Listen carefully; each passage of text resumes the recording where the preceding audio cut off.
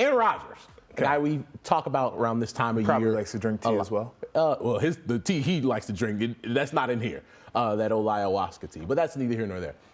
To me, Aaron Rodgers, he's one of the best quarterbacks available. He's still under contract by the Green Bay Packers, but I want to tell you, Joshua Perry, the cap hit is $60 million. That is big money for an aging quarterback, but there are some teams that might be willing to pay that price. Do you think somebody makes a move for him at that number? Not at that number. He's talked about being open to restructuring his deal. I think that's something that needs to happen. I wouldn't take that risk, not because I don't necessarily think that he's got a couple of good years left in him. I just don't think that he's worth the headache after what we've seen the last couple of years. And he seems like a guy who's just generally not in a happy disposition at this point in his career.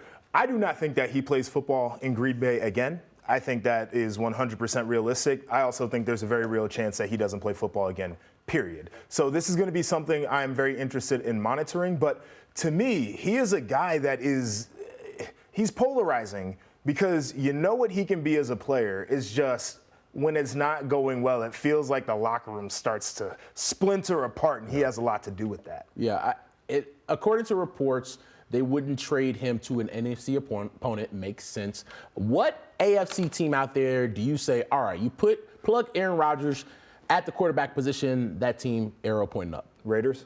I mean, you got Adams over there. I think that's a connection that we've seen a million times that we all like. I also think the Jets is a really unique spot. Now, does he want to have to deal with New York media?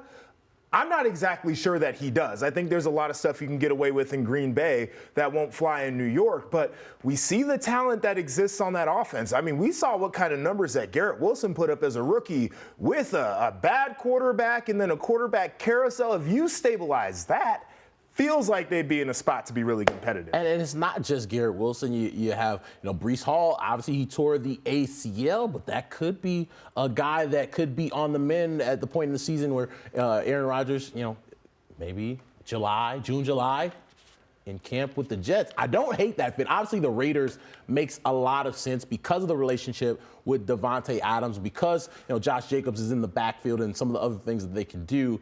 I don't know if I necessarily trust Josh McDaniels as much as I would trust Robert Saleh. I don't either. Yeah. That's been a thing that I've talked about a million times. I have never seen why he's such a hot coaching candidate. We'll get into that conversation on a different day.